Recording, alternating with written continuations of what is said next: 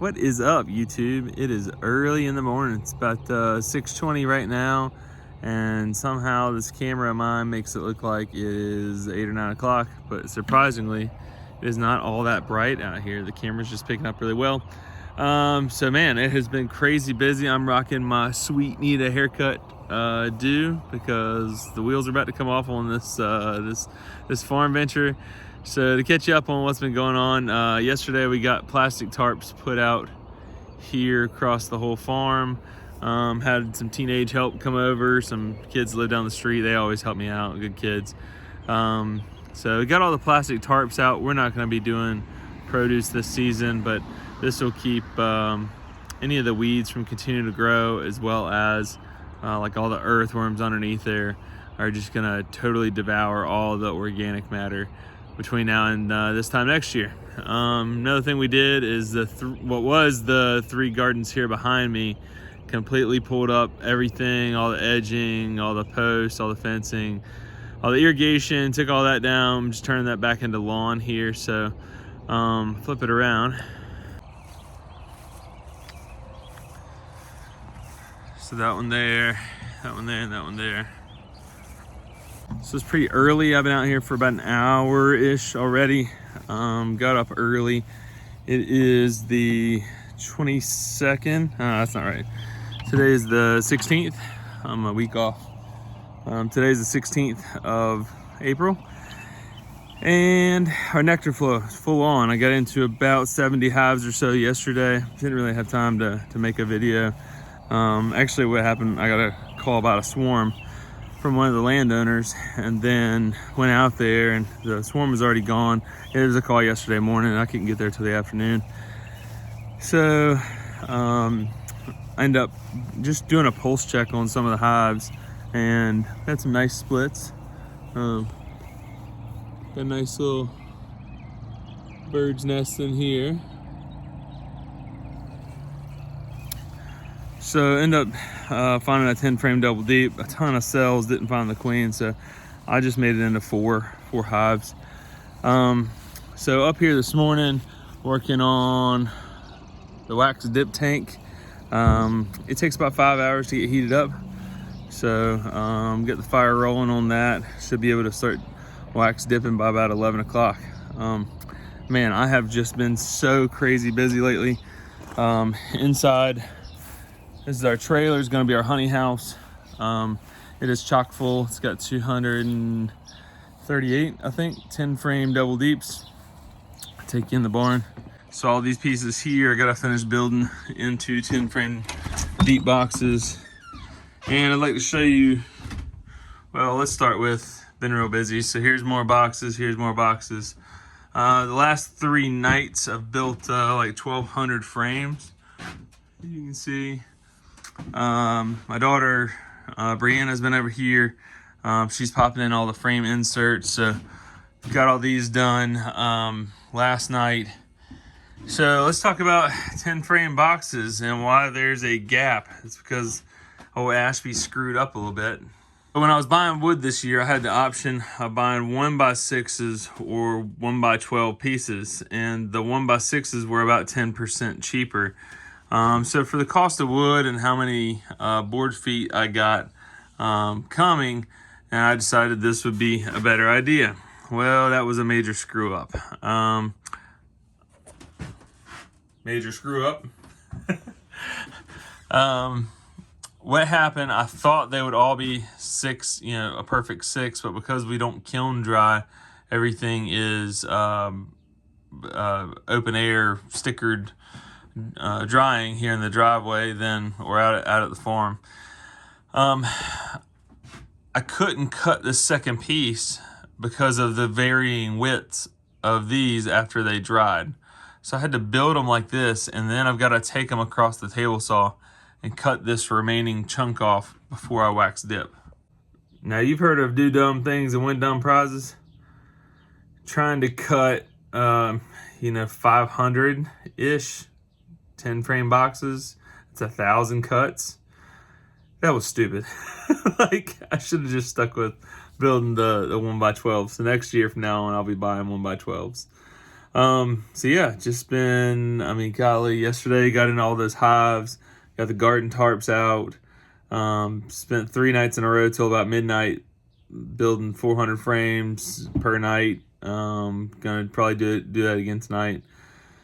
Let's see. Got most of the boxes built within the last week or so. Most of them last weekend, and just plugging along. So the reason being, our nectar flow hit about 2 days ago, and currently most of the configurations are a 10 frame double deep. Most overall, I would say the average is the second box has maybe 3 or 4 frames of bees on it. Boxes where it had 7 or 8 frames of bees, I went ahead and just gave them a third box so they can start working on it. But I'm hoping that the peak population in the hive is going to hit around May 1st. So currently being the middle of April, we're holding off, and basically everything that's currently nurse bees will turn into foragers in 3 weeks once all this brood hatches. So go in next week, like next Monday, and maybe next Monday to Thursday, we'll get in the hives. We'll put 10 frames of brood in the bottom box and a queen excluder, shake down all the bees. That way our queen's definitely in the bottom box. And then as the second box of a 10 frame double deep starts to emerge, all the brood starts to emerge, the bees will have a place to backfill all their nectar, and that makes one whole box of honey. And then because of that peak population, they'll go ahead and get up into what is the third box because I run all deeps, and they'll get into that third box and they'll draw out 10 frames. That's a lot of work to draw out that much wax on a nectar flow. It's obviously not ideal, but that's part of our expansion process. Is just we're starting all new. I'm new at this. It's not like I've been beekeeping for 20 years. I don't have any honey supers. At the end of this year, all of my honey supers, all that drawn wax is gonna basically like substitute in to be 10 frame singles over winter. So we're going to start a bunch of nukes, and that's kind of the title of this video, why you should wait until May. So we're doing our UBO test, our unhealthy brood odor test, on the 29th of April. I'm going to start my cell builders on the 23rd of April. That's next Sunday. The 30th of April, we'll go in and we'll take out any cells. So basically, picture this: on the 23rd, we're going to start 10 cell builders, and we're going to fill them up with about 18 frames of brood and no queen. Go back in on the 30th, and we get rid of any cells, and then they are hopelessly queenless. I'll wait almost another week. I won't be doing my grafts until about May the 6th. And those will be grafts from our best performers on the UBO test. That's the unhealthy brood odor test. And that's how we're going to make great queen stock. And then somewhere between the 7th and 12th of May, we're going to pull 500 nukes. That's 500, 2 frames. All you need is bees on 2 frames and 2 frames of brood. So we'll go around every colony and we'll just pull enough brood out. Some folks are like, why would you pull out frames of brood during the nectar flow? Well, if you think about an egg laid on May the 7th, doesn't turn into a bee for 21 days. So it doesn't emerge until the 28th of May. It spends 3 weeks as a nurse bee, so that puts about June 15th. Turning into a forager bee, and by that time our nectar flow has stopped. So that's the reason in North Carolina, see, our nectar flow just started like the 14th of April. Normally, historically, it starts the 20th of April, so we're about a week ahead of schedule. But if you think about your timing on that, it's safe to go in and start stealing brood for your splits in the early parts of May. The other advantage is with a cell builder and grafting is we can control the timing of the queens. So mid-May is peak population for drones in every colony. So I don't like making stock for my own operation in mid-March, or mid to late March through April, the market for selling demands that customers, hey, I'm ready to buy my stuff. It's like, as a farmer, we have to do all the planning. I'm planning years ahead on my dates. The customers don't think, you know, the customers just go, I need a queen. I'm ready for my hive. Have you checked on my bees? Like, no, checked on. I had a customer like, have you checked on our bees? And I was like, we made a ton of splits. They're all out there. We're gonna go see which ones take and which ones don't. It's not a matter of like your specific bees. The customers, they don't realize this. They don't understand the logistics of planning and running a bee business. That's not their job. That's my job. So we make them feel good, of course, but at the end of the day, when we're making bees for our own operation, it's mid-May. Everything is right. Colony numbers are peaked.